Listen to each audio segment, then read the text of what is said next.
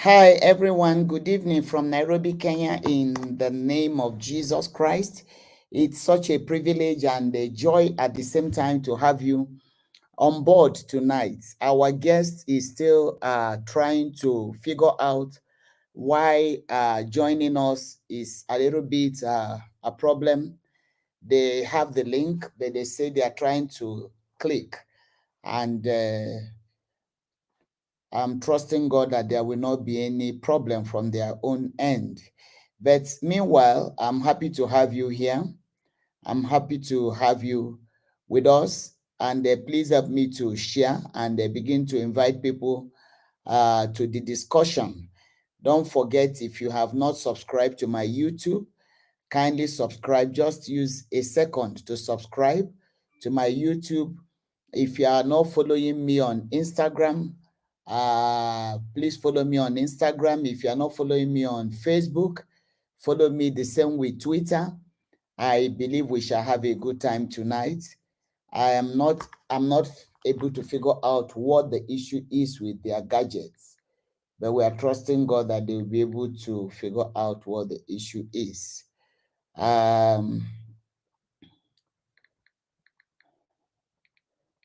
please keep logging in. Keep logging in.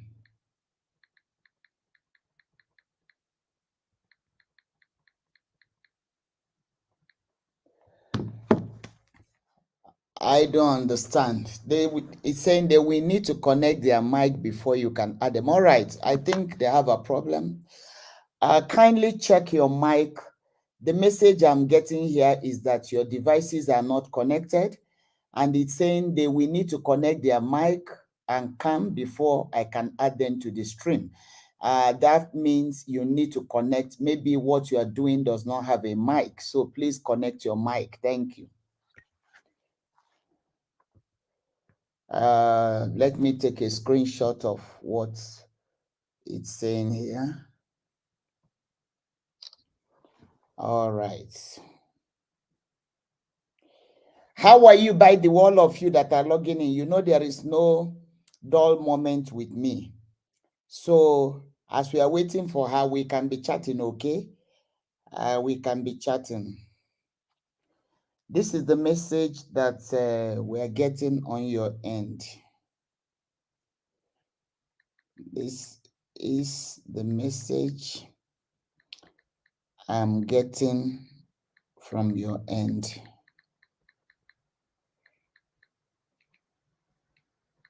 Kindly work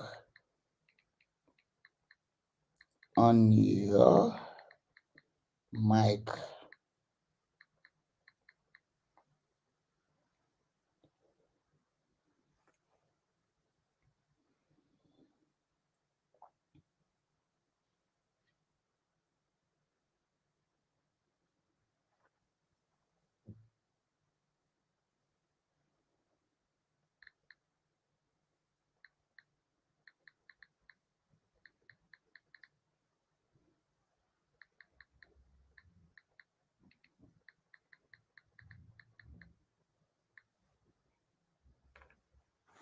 All right. Good evening, everyone. Let me begin to chat with you. Let me chat with you. Let me call you by your names. I begin with Christine Nekono. Good evening, mommy and our guest. Looking good. I'm ready. All right. Rosemary Wasia. Good evening, mommy and our guest in Jesus' name. Centrin. Good evening, Tuning Ann. Good evening, mommy waiting. Elder Tom. Good evening, mommy Kidding Good. Rispa. Nafula, good evening, mommy, ready for the show. Mary To, good evening, mommy, and the guest. Deborah, good evening, mommy. Isabel, shalom, mommy, waiting patiently. Mary Kisongo, good evening, Sherry. Musoti, good evening, waiting for the show. Mary Nzoma, good evening, mommy. Nancy and Deo, good evening, mommy, good evening. I'm returning all your good evenings. Anne and Jenga, good evening, mommy, waiting. Grace, Somi, good evening, mommy, tuning. Perez, Agola, good evening, mommy, tuning. Daktari Wangombe, Mama, Mama, good evening. Looking forward to an informative and exciting show. God bless you. Nemo Shege, good evening. Mommy Patricia, good evening. Wet Angola, we will wait. Anne Alele, good evening. Mommy, good evening too. All right, we keep on greeting like Africans do. Sarah Grace Shua, good evening. Good evening. All right. Becky Okelo, good evening, Mommy. Pastor Teresa, good evening, Mama. Looking radiant, thank you. Penina Mbatha, good evening, Mommy. Margaret, good evening. North wind and south wind, don't carry me away. Good evening, Mommy. In Jesus' name, you look gorgeous. Thank you so much. Kati Muthonza, good evening. Blessing and good evening, Mommy. In Jesus' name. Good evening, Mommy. Mercy, good evening, Abigail. Anne Sally, good evening. Christine, over Owams. Good evening, Mommy. Good evening, Milo. Grace Naomi, Millicent Odanga, Susan Kinyua, good evening, Mommy. Wetangola, Phyllis, Deaconess Jumuke, good evening, Mommy, in Jesus' name. Nemo, good evening. Esther, good evening. Mary Odienki, good evening. Gracious, please keep it coming. Good evening. At least we are greeting each other. Good evening. As we are waiting, good evening. If I miss you, please shout from where you are and say, Mommy, you have not returned my good evening. Kathy, good evening. Beatrice, good evening. Nancy, good evening. Ozzy, praise, good evening. Gracious, Grace. Judy, good evening. Nancy, and Marceline, and Steve, Northwind, Southwind again, Millicent, Janet, Rose, Mary. Now, some of you, I'm saying good evening to are greeting me back. Good evening. You see, that is the African type. I've said good evening, you will say good evening, then you say good evening. You know, the way we used to escort, we get to the door, we start coming back, we escort to the door, we get back. That's good. Caroline, Badia, good evening, Mommy. Esther, Anointed, Madakwa, God bless you, Mommy. Amen. Collins, good evening. Pastor Viv, good evening. Hello, Mommy. Amy, good evening, Mommy. Regina, Kamunde, good evening, Mommy. Collins, Mary. All right, so how have you people been? As we are waiting for our guests, they are still struggling to log in, and this is 11 minutes past the hour of time. I am not even bothered if they log in fine. If it doesn't work, we can chat and we ask ourselves questions. Let me just begin by asking you some questions. Some of the questions we will engage our guests tonight on will be like, what are the challenges you go through trying to climb the mountain of life? You know, you are trying to get to the top of your career, you are trying to get to the peak of your career, and you are seeing that there are things that are on the way. And some of those things are the things we are discussing tonight, and how you can also be on top of your career and stay there. What are the principles that can make you to stay there? I know we have had it again and again, but we can still remind ourselves of what it means to get to the top and to stay there. So please begin to ask those questions. I will be answering you as we are waiting for the guest. I'll be answering you. Let's begin. Let me get you. Let's begin. Let's begin. I want to resend. Let me resend this invitation. I don't know whether if I go there, I will disappear from here. I hope I don't disappear. If I disappear, I know I'm reappearing. Okay. I want to resend this invitation because I'm not really sure what the issue is. I'm not sure what the issue is. Only the host can see the host. May add you to the broadcast. I don't understand. I don't understand. Apollonia, I don't understand. Should I resend link?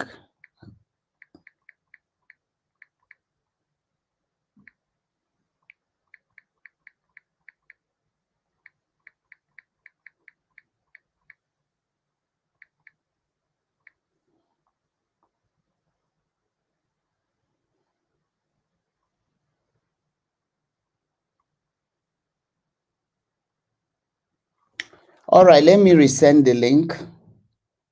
Let me see what happens. Copy. You go to Gmail.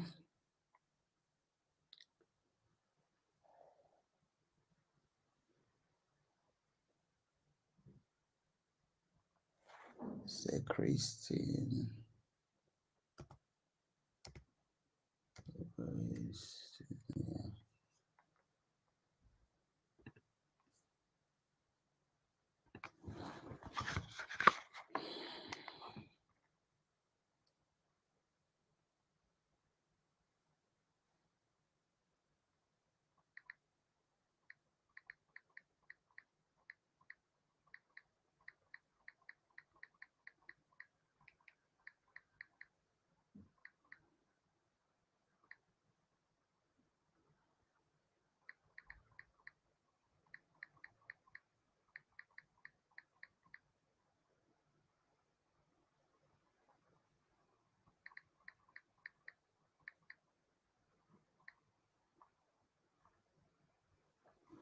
All right. So are you asking me the questions? Are there questions that are coming on board? Okay, here she is. Shai. All right, all right. We are here and we are good to go. Christine, Hi, yeah, how are you? I'm good. How are you? Very well. What problems were you having? I think it's the mic. For some reason, my computer couldn't connect to your microphone. Anyway, thank God that it eventually did. And Yes. so we need to hit road so that we can recover the lost 20 minutes, if Okay. possible. If not, no problem. Just close at 9 o'clock. We have just barely 45 minutes from now.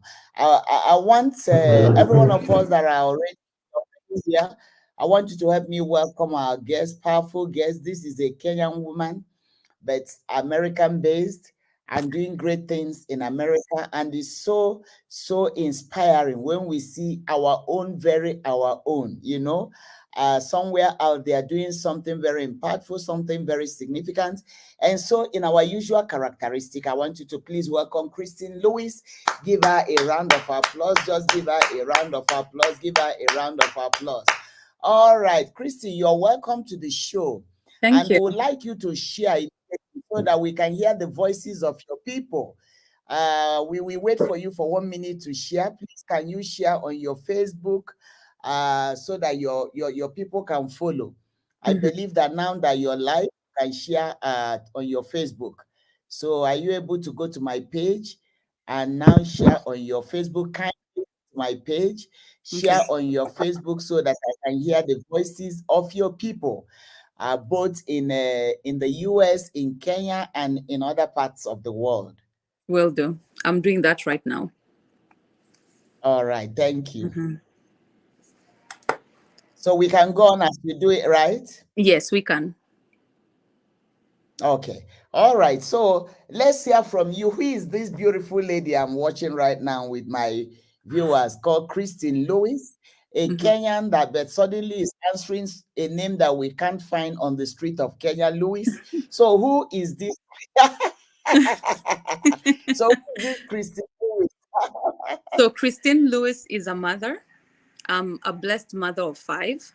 And I thank God for that because I always wanted a big family. So I thank God for my children. I'm also a sinner saved by grace because I believe that God ordained me to be where I am. Christine Lewis is an entrepreneur. I'm also a philanthropist. With mostly, I work with children hospitals because of the loss of my children, of course, which I shared with you, Pastor. I thank God for everything that I've gone through in my life. And Christine Lewis is just an entrepreneur and a businesswoman. When you say that you are a philanthropist, please explain what you do uh, so that we can see how a blessed life can be a blessing. Um, in 2013, I lost two children. One of my sons, I was carrying a triplet pregnancy, and one of my sons passed away after 27 hours of delivery, and the other one passed away 1 year after being born. So, due to what I went through, I started doing philanthropic work, which was somehow to heal me and to help me with the grieving process. I started working for Phoenix Children Hospital, as a patient advocate, and that's part of my philanthropic work. Actually, there they call me mom, because whenever there's children who need clothing, children who need toys, I normally go and donate. Then back in 2018, I organized a NICU, which is neonatal intensive care unit reunion, where we were able to see 8,000 graduates from the NICU come and participate.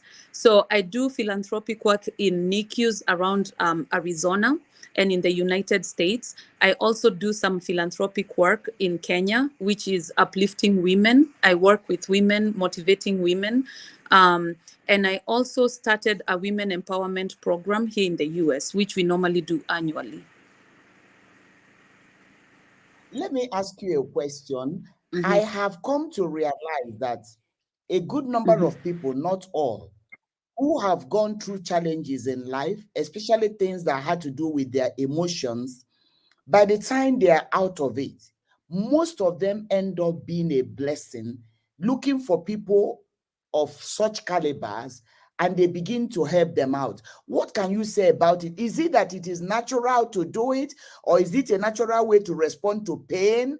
Or why do people who go through stuff end up helping others?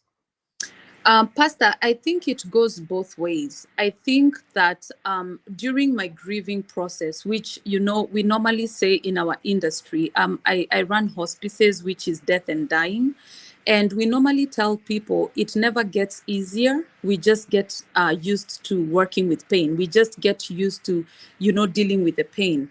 So I would say, to answer your question, it's not that, to me, I would say it's both.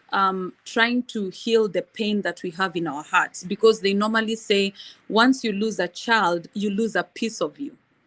And I had to learn to work with my pain. And the way I found solace was to deal with the hospital where my children died. So the reason why I do what I do is I thank God that I was never broken by my tribulations, by my trials. I thank God that instead of being broken, I became stronger. And through my experience, I want to share it with so many women around the world, to show them that you can still stand strong. You can still do what God has called you to do, regardless of the pains you go through. And remember, we have that saying that goes, to whom much is given, much is, Pastor, much is Expected. expected. Expected. Yeah. So because of that, I look at it, I try to wake up every morning and turn my lemon to lemonade. I try to make my world a better place, regardless of what the past has taken me through. And because of that, I decided to embark on this journey to empower women, to empower families. In fact, at the Phoenix Children, I started a program to counsel couples, because during that period that my husband and I were going through the child loss, our kids were sick for a whole year, I realized that couples are usually broken. There's a lot of, you know, guilt to some people. There's mothers will probably say, I wish I did more. Fathers will probably at times blame the woman for something that, you know, happened. So because of that guilt trip, I decided to start a counseling program for couples, to make sure that, you know, they stay strong and they're not broken by what they're going through. So I would say that I did this to heal myself, to find peace in myself, and also to empower other people around the world that are facing the same thing that I was going through or have gone through. So we can actually say that one way to have a healing process that ultimately produces satisfaction in life is to be a blessing through your experience and with your experience, Yes, rather than going into depression, counting your losses, and ending up losing completely in life. Is that correct? that's correct. That's correct. But remember, not all of us are strong. So we who are chosen to be strong should be, the keepers of, our brothers' keepers, like the Bible says. So to me, I would say that I try to uplift those who are not as strong as me, those who don't have the kind of resources I have. Because remember, Pastor, also a strong circle. And that's something I pray for.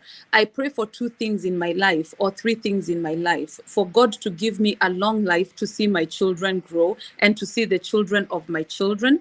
I also pray that God gives me a spirit of discernment, because that, I think, is my weakness. And I also pray for God to give me a strong inner circle. So as long as you have a strong, God-fearing inner circle, I think that also help us heal and push through life. I agree with you.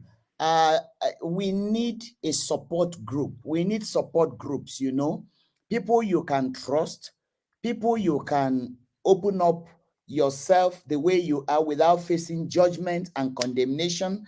And at the same time, people that, though they are helping you to come up with, will not handle you in such a way that you keep on, they pamper you until they want to subscribe to your failure. But that once in a while, they can pull you by force. They can pull you by force. The way the friends of the paralytic carried the man and just went straight and say, you know what? We can't keep you here. We have to carry you to where Jesus is. So it's good to know that. So what do you do?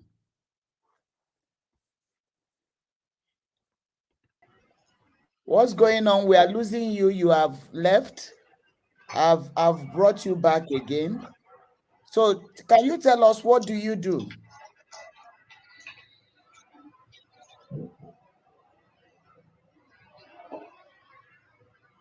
Are you hearing me?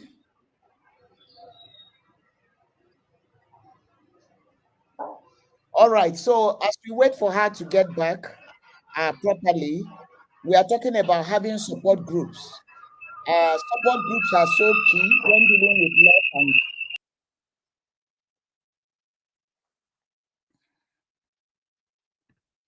what's going on? Are you hearing me, Christine?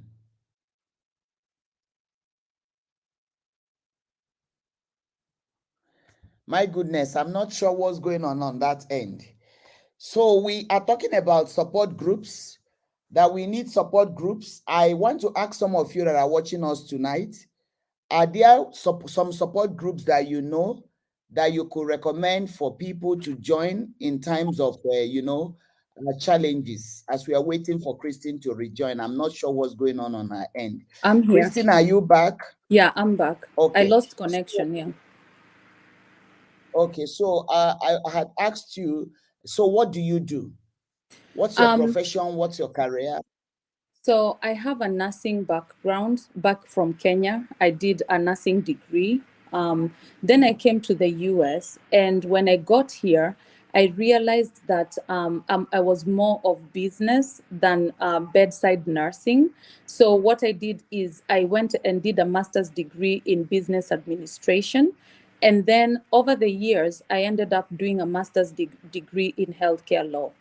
The reason why I did that is because my profession required for me to know the laws and the regulations in healthcare. So, after running a successful company for several years, which was a hospice agency, I decided to invest in myself because that is my passion. Dealing with the federal government in the United States, I decided to go back to school, invest in myself, and do a master's degree in healthcare law. Um, in 2012, that's when I founded my first company in the United States, which is the hospice agency, which is an outpatient hospice agency. So what is hospice agency? What is it about? Hospice agency, there's two parts to a hospice agency. We have one that we call an inpatient hospice agency, and we have an outpatient hospice agency, which is where I fall into place, is the outpatient hospice agency. We deal with people who have less than 6 months to live. So I normally give the example of someone who has any terminal illness, for example, cancer. You have taken chemo, you have gone through all the processes, and the doctors have told you there's nothing else to do. So when that comes to play, they normally refer you to a hospice agency, because in hospice we believe in comfort, not cure. So this is someone that the doctor has said there's nothing else we can do for you, so they refer you to us so that we can help you be comfortable through the process, the terminal process, and the dying process. We don't just deal with the patients, we deal with the family members, trying to bring them into reconciliation of everything that's coming into their life, which is, about the loss of a loved one. We prepare them from day one when they're referred to us till the last day. We are usually there with our patients when they're passing on, and we are usually there to support the community and support the families. My goodness, this is scaring. Let me use the word of Africa.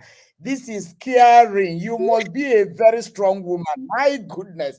I don't think I can do this kind of a job unless I am called to pray to lead that fellow to Christ. Let's Mhm. hear more. What does it mean to handle someone? Somebody comes into your hands, lands into your hands, and every day you wake up, this fellow has just like 2 days to go, 3 days to go. How do you feel about it yourself? Um, Pastor, let me backstep a little bit, because this is such a very close, question to me. It's very dear to my heart. I started hospice agency in memory of my children. When my last son passed on, he passed on 1 year after. And during that process, Pastor, I had to get clean. I had to get my ways straight with the Lord. And I remember I used to go to the NICU. It was a capacity of 10 bed unit where they could have these little pods. We call them pods, holding little immature, premature children. And I remember after 2 weeks of going in there, thank God, I have a very prayerful family. And they told me, Christine, do you realize, my mom actually came to me and told me, Christine, you should not be defeated, because you have He who is fighting for you and alongside you, your battles. And so when she told me that, it kind of cured my heart, because I knew, in as much as I'm human and I'm only a mortal human being, I had God fighting for me. Then I looked around that NICU and I realized that some of these families probably did not know God. So with my family, we started an afternoon prayer meeting with these children. We would request the hospitals to close the doors, and we would go into prayer and fasting for those children, because not all those children came from families that believed in God. And Pastor, going through that, I realized that we heal because we meet angels in process. God sends you the right person at the right time. And during that period when my children were passing on, I remember the last one died 1 year after, like I said. I held him from 10 a.m. in the morning until he passed away at 8:30 p.m. That's when his heart stopped. And because of that, I was drawn to doing the same thing for people who are losing loved ones. And because of that, I believe God fabricated me to taking care of these people and showing so much love. I think it is very different when you walk into a process. You're taking someone through a process that you have already gone through. So to me, it comes very natural, and I understand pain because I've already been, gone through pain. I normally say I'm manufactured and I'm a product of pain, because there's nothing as painful as losing a child. It doesn't matter whether it's through miscarriage. It doesn't matter whether they're 1 year old or 20 years old. A piece of you dies with that child. So to me, when I take care of these patients, I look at it as ministry. I look at it as a calling, like God put me through this so that I could help someone else. So to me, it comes very natural when I'm taking care of my patients, because I have been on that end of the fence where I was losing a child. I was very fragile. And I'm also on the other side of the fence where I'm taking care of these patients. So to me, it's more of a calling. I know we have to make money. We have to put bread on our tables. But to me, I believe God put me here for a purpose. Somebody is saying, Isabel Ndekwa is saying, Let me read. She says, we have a good number of people talking here. Isabel Indegwa say, I haven't heard of any, and that's a gap that we need to be filled, because somebody is asking, do we have this kind of facility in Kenya? And another fellow is answering her that I haven't heard of any of it, any of such thing in Kenya. We will come to what you are doing in Kenya, but let me still ask you. I know that America has a lot of laws, but when it comes to the kind of job you do you find freedom? Are you allowed to share the gospel with the dying? Are you allowed to share the gospel with the dying, or you need to take permission from the family, or what? Because this is somebody that is in between life and death eternally in the next few minutes, few seconds, few hours, few days, few months. What do you do for their eternal journey? Thank God that some of them, most of them, I would say 98% of my patients are believers. And I normally pray every day that I make a difference in people's lives. And I always pray for God's, wisdom. In the hospice agency, it's a requirement that you have someone called a chaplain. And a chaplain is a non-dominational kind of preacher or pastor who can take care of patients who are of Catholic faith, take care of patients who are from different denominations. We normally, actually, the most beautiful thing is we even take them sacrament, for those who request it. So we are able to minister to them, but of course we have to get the rights, and we have to get an okay from the family. So most of them, actually, I can tell you, Pastor, over the years, if they did not know God, they end up knowing God before they leave this world. I think you are in one of the best ministries anyone could be, honestly speaking. Mhm. I encountered that ministry in Canada. We had gone to minister in Canada, and we were taken to that kind of a place. And when we got there, my goodness, just the emotions we experienced when we were going there, and we were told this group are people waiting for death. They just sit and wait for their death. The doctors have said nothing, no hope. So we ministered to them, and quite a good number of them gave their lives to Jesus Christ, and it was such a joy to us. Mhm. And seeing that you are like Jesus, that is in between the thief and the man, the two thieves on the cross, that is saying to someone, today you shall be with me in paradise. Mhm. That's exactly the kind of job you are doing. And I thank God that you know the Lord and you have the sensitivity to know that this is a ministry. But being a Kenyan, how did you get into this space in America?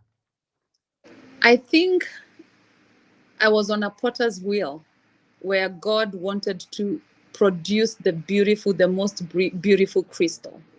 I have gone through so much, Pastor. And like I said, I was reminded that as long as my hands were held high, God will always stand with me. Thank God, my family, and I was raised in a strong family background, which believed in God. My parents would hit me with the Bible on my head whenever I would go wrong. And they would tell me, this is the Bible. And every birthday, my dad would give me a Bible for a present, because he would tell us, this is where you would find all your answers. When I came to the US, of course, there's a lot of difficulties trying to set in. There's the cultural shock, there's everything that goes with it. But like I said, I got into this because of, child loss. And I felt that there's a lot of people who get broken, and we lose them in the system, the grieving system. And I really wanted to make a difference because God gave me the strength. My strength is always renewed every morning. It's not that I don't think of my children. It's not that I'm healed. I cannot say I'm healed. I cannot say that I'm strong, but I'm strong because of He who is in me that enables me to smile every day. Wow. But when we talk about, okay, so I decided to open it, that must be capital intensive. You don't just walk into Arizona and start opening something because you have issues, you now decide to open. This must have been a journey. So how did you get to that point where you had the money to run this kind of a business? At that time, I was married, and my husband understood that this is something I really wanted to do. It is something that I prayed over. During the process when I was in the hospital, I realized that a lot of these children needed end of life care. And remember, end of life care is all about comfort. We normally say it's all about quality and not quantity. And I want our viewers today to understand that life should be about quality, not quantity. Make every day count for you. Make every day a blessing for you, because we have control of our destiny. Of course, we believe in God, and we pray that God gives us, the grace and the wisdom to as we partake the journey of life. But to me, I would say that it took a lot. It took a lot, Pastor Grace. And financially, I thank God that my husband at the time was on board with me. He was very supportive. I remember when we started the first company, we needed like $500,000 US. That's how much it takes to start a hospice agency in the United States. And he was willing to do that for me. So and at that time, I was operating a group home. I used to have group homes where we would have, like, we call them assisted living homes for the elderly. At that time, I had opened 6 that were really running well. But when I lost my children, I realized that I didn't have the strength to take care of these people in the group homes, because that's a different specialty. So what happened is, after my kids were buried, and I was going through the grieving process, I told my husband that I was ready to sell the group homes. So I sold all my group homes, and I took the monies, and he added, of course, he gave me some money to start up the company as a capital. I did not know, and I did not expect for it to grow so big. I believe it was God's favor, because when I started that agency, I was not Christina Lewis at that time. I would say, people would say Christine Lewis. But then when I started the company, I could see God through and through every day, because it became, at one point, we were number 2 in Arizona, the biggest hospice in Arizona. And I believe that was God's grace. I would go there on Sunday and I would pray, and I believed that this hospice was a testimony. I always say that when I started that company, it was a testimony to minister to so many people, to show people what God can do through you. So my husband helped me with some of the capital, and some of the contribution came from selling my company. All right. So that those companies you had then, they were companies you got before you got married, right? Yeah. In other words, you actually, even as a single lady, you had a vision, you had a passion and a purpose. Can you share a bit of your life in America in terms of work before you actually got married? Before I got married, I came to the US when I was 25 years old. And I can tell you, Pastor, I was in an economy class when I came to the US. And I remember sitting on that economy class, and I told God, God, could you revitalize me? Do not let me look back. I only want to go forward. So as the plane took off, I made sure not to look back, because I was so scared of facing backwards, like turning back for whatever reason. And I knew that God had taken me, the engine when the plane is taking off? I Yeah. felt my spirit kind of connected with that takeoff, because I felt this was a new takeoff for me. So when I came to the US, of course, I had to find myself, go through the culture shock, find out exactly what I wanted to do with myself. And settling down here wasn't easy. That's a different story. It wasn't easy whatsoever. I grew up in a broken home. My parents divorced when I was 12 years old. And when I came here to my mom, who is my stepmom, who has raised me. She raised me from when I was 12 years old. Very strong woman, and I thank God for her. So when I came here, she kept on telling me, Christine, I can see you're destined for greatness. And I didn't know that greatness would come through pain, but God comes through different ways. And I thank God for that pain, because that pain created now the Christina Lewis that you see. And I lost my children. I cry every day. They were three boys. One is still here with me. I thank God for him. He's 8 years old. Of course, he has some medical challenges because they were born very premature. But I knew from the beginning, the day I buried my children and I poured that soil in their grave, I knew that God wanted me to do something bigger than myself. And I thank God for that. Let me ask you a question. You had said before that you grew up in a Christian home and that your father used to beat Bible. When you did anything wrong, he will hit you with a Bible and say, this is Bible. And every bad day he gives you a Bible. But you said again that your parents divorced at the age when you were 12 years old. That may be confusing the audience a bit in terms of your Christian upbringing. So are we saying that Christian homes can divorce? And if yes, how did you find Christianity in a broken home with your father? And what is the fate of your mother? My father, that question, I think, is very broad and open to discussion. I do not believe in broken homes, although I'm divorced myself, but I also do not encourage for anyone to stay in an abusive marriage. When I talk of abuse, there are those things that we can withstand. And there are those things that I would tell someone, please run. Pray about it and seek God's guidance, but take off. Um, my parents ended up divorcing after my mother had put some poison in my dad's food. At that time, I was 12 years old. And for her, Wow. more of peer pressure. She had friends who were her girlfriends, her women friends, who told her, "Hey, let me take you to this person, and you can control your husband." And I believe it was witchcraft. And that night when she put poison in my dad's food, I was only 12 years old. But I remember the next day, my dad was throwing up blood, and he has never forgiven her.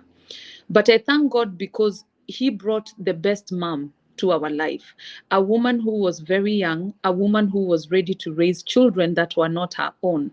To me, I call that God's grace, because not everyone can take in children that she has not given birth to and treat them like her own children. And the mother that God brought to my life and to my siblings' life was a very fearing, a woman fearing God, and a woman who was seeking God's, seeking God's heart. And she did the best she could at that time. And from that time, we saw peace and we found healing, because that's what my dad wanted, was for us to heal and grow as normal children. Because during the previous marriage with my mom, it was very toxic. I remember my parents fighting all the time. They never fought in front of us, but they could go lock themselves in the bedroom and you could hear slaps and bangs and all that stuff. And I believe that's not a healthy way for children to grow. Children need to grow as children. Children need to feel secure in their homes. And when we were taken out of that place, to now our new mom, who was introduced to us as auntie in the beginning, and then she turned out to be our stepmom. I thank God for her. I normally tell her every day that I am a product of her. The way I cook, the way I carry myself, she could not have given birth to me, but she turned out to be the best blessing in my life, because that's why, and the reason why I am who I am today. So it's not My to goodness. viewers, but I Go believe that ahead. God works in miracles. God has his plans for us, and his plans are only good and to uplift us. Could we have helped that? I wouldn't say no, because that's between my parents. I'm just a child, but I thank God for the woman who raised me, a God-fearing woman, a woman who taught us the Christian faith, a woman who taught us how to believe in God and trust in God, a woman who fashioned me to be the woman I am today. This is so strange, Christine. I'm telling you, we've never had this kind of dimension before. I thank God for the grace and the wisdom God has poured here in this Keep It Real show for us to ask such questions. You know, we hear this issue of women going to get charms and things to control their husbands. And sometimes we watch it on the African magic shows, and the people laugh and think that these things are not real.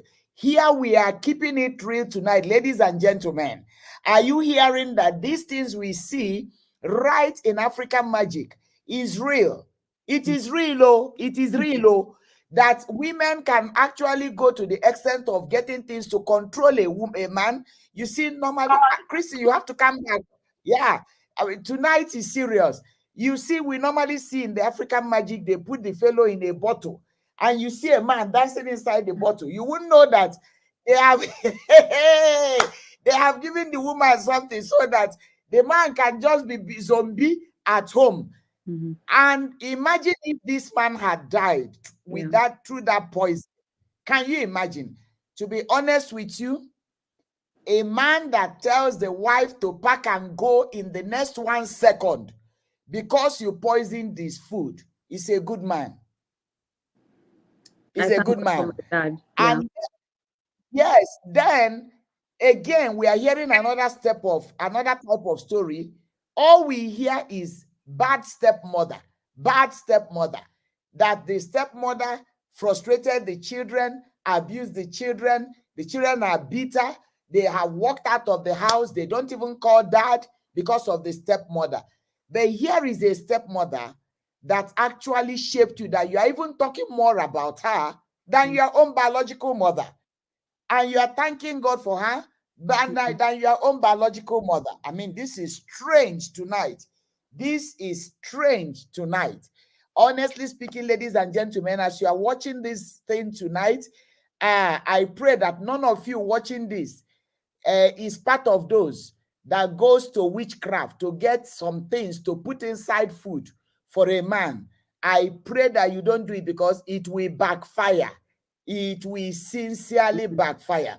As we are waiting again to continue talking about these things, I want to remind you that we have our video this coming Friday. We have our video this coming Friday from 10 o'clock to 4 a.m., 10 p.m. to 4 a.m. Our bosses will be at Kencom as usual from 8 p.m. to pick you at no cost. The theme of the video will be, it is done. It is done. So what is done cannot be undone. Okay? And then the gathering of stars and queens for May. Please don't forget.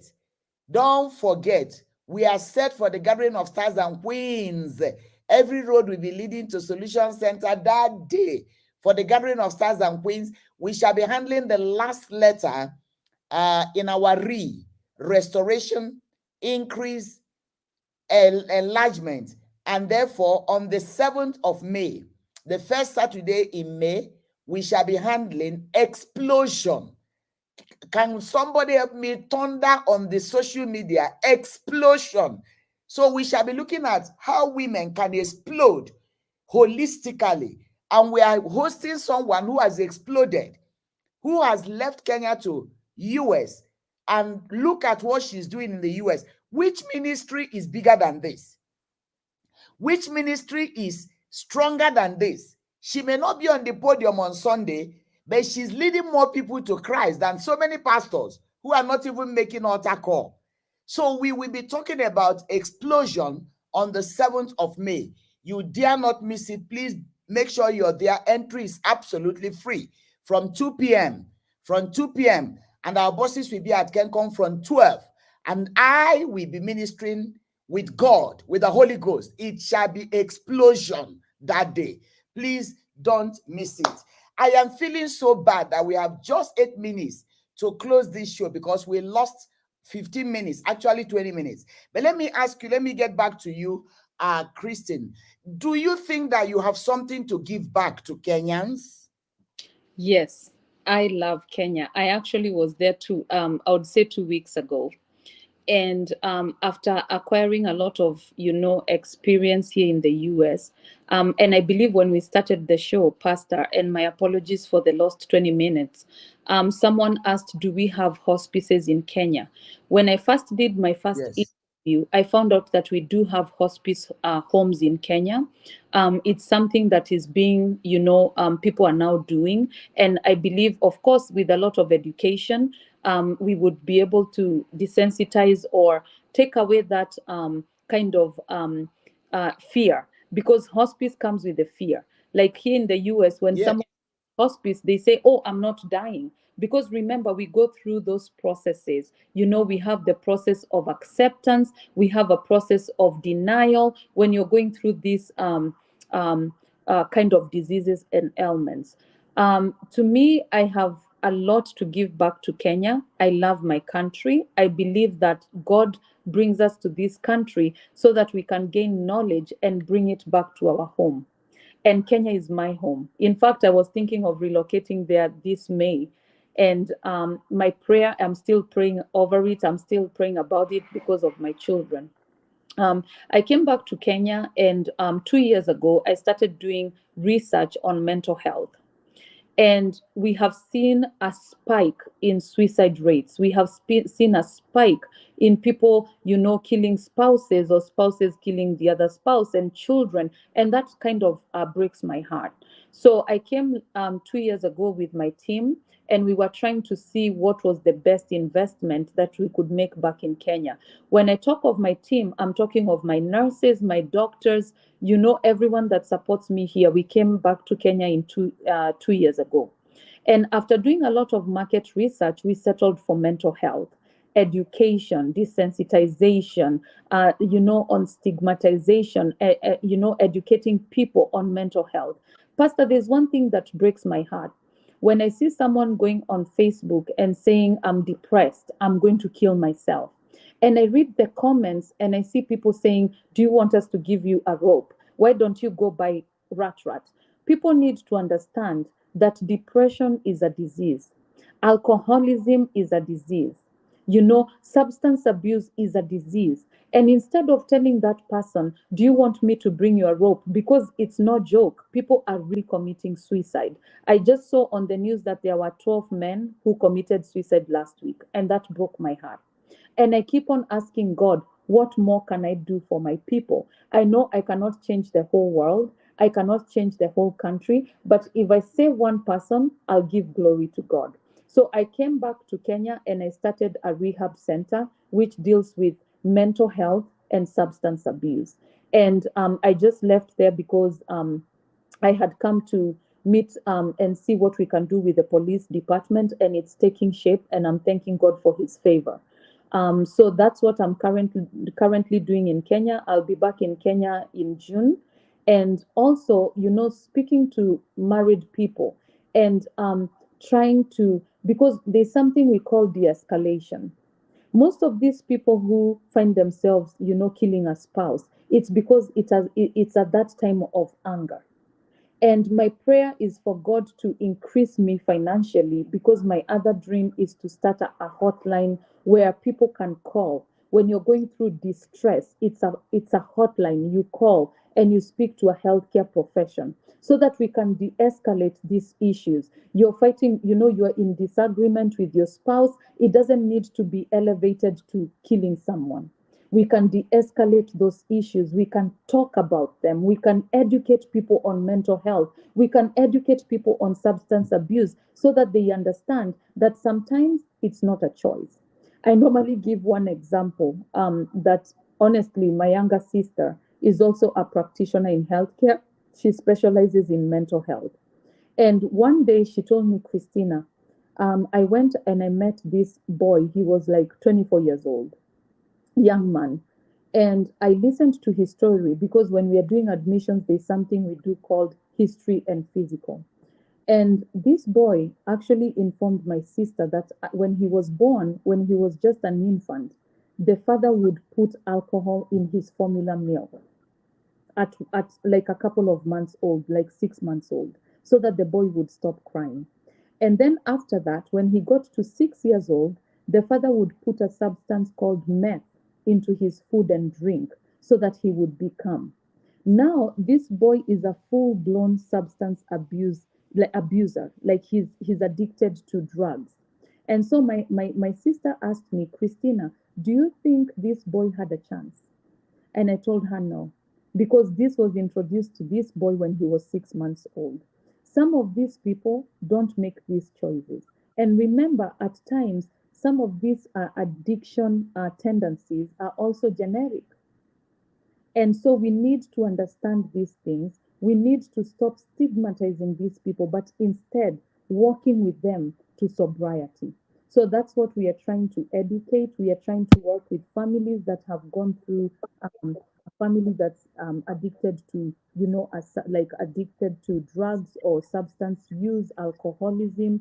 There's a lot to do in Kenya, and I'm praying to God to give me the strength to stand with my people so that we can fight this pandemic, and so that we can reduce our suicide rates to a lower, number.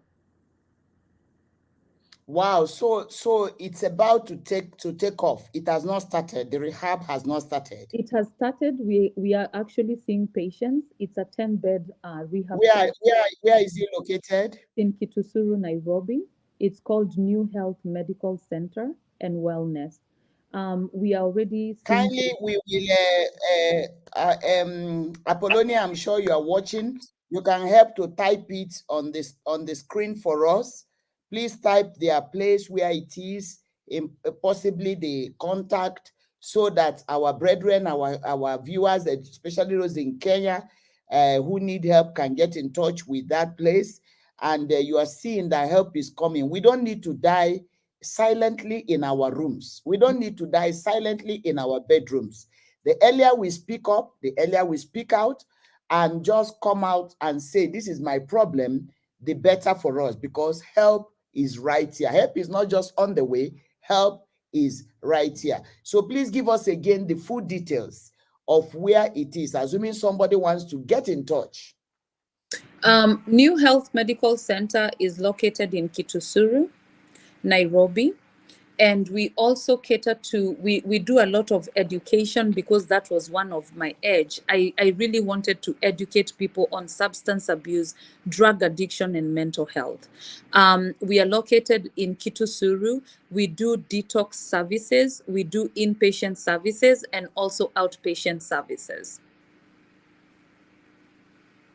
Excellent. In fact, somebody, Millicent, is saying, Mommy, please request our guest to get our contacts. We are starting up a group supporting mental health in Kenya. So you have had the contact that she has given where the place is. So you guys can get in touch in Kitusuru New Health Medical Center. And I'm sure from there you can get the rest of the information. I would have gone on to ask you about your love life, your family life, because that's very important for us. But because the time is up, I will ask you just one more, the one last question. Brethren, don't forget we have vigil on Friday.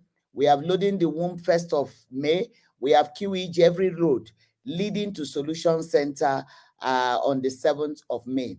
As we begin to wrap up, kindly just somebody is asking seriously, where is your mom now? That's Elder Tom Juma. He's asking, please, where is your mom? That's a good question, and I would have loved to share all that information with you. What happened is, when I came to the US, after a couple of years, I had not seen her since I was 12 years old. And when I came to the US and I was blessed, after 10 years, I decided to go back to Kenya. And during my trip back to Kenya, my mom showed up at the airport. And she had heard that her daughter was coming and she wanted to see me. And when I saw my mom, my heart bled, because God had lifted me, God had favored me, God had provided for me. And when I saw my mom, she was in tattered clothes. Her shoes were torn because she was living in abject poverty. After my dad and her parted ways, she suffered depression. And so when I saw her, I decided to pray. And that night, after seeing her at the airport, I prayed to God. And I decided she's a mother. She was favored enough, and I'm privileged enough to be alive because she decided to give birth to me. And I told God, just like any other parent, I needed to come through for her.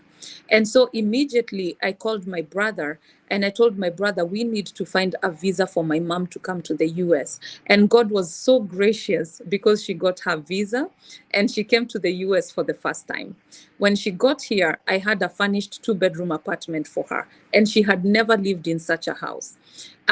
She lived in a mud house, and her windows were actually plastic bags because she had gone through this depression and she didn't look okay mentally.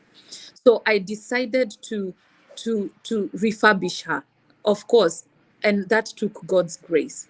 I took my mom in. I took her to the her apartment, and I started talking to her, and we would pray together.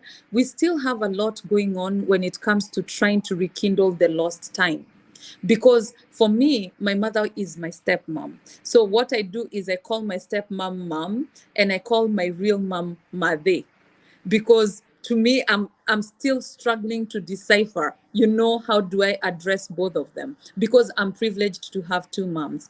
But she's now here in the US. She's doing very well. She stays with me, and she's actually here in my house. So I thank God for that. My goodness, what a heart, Christine, what a love.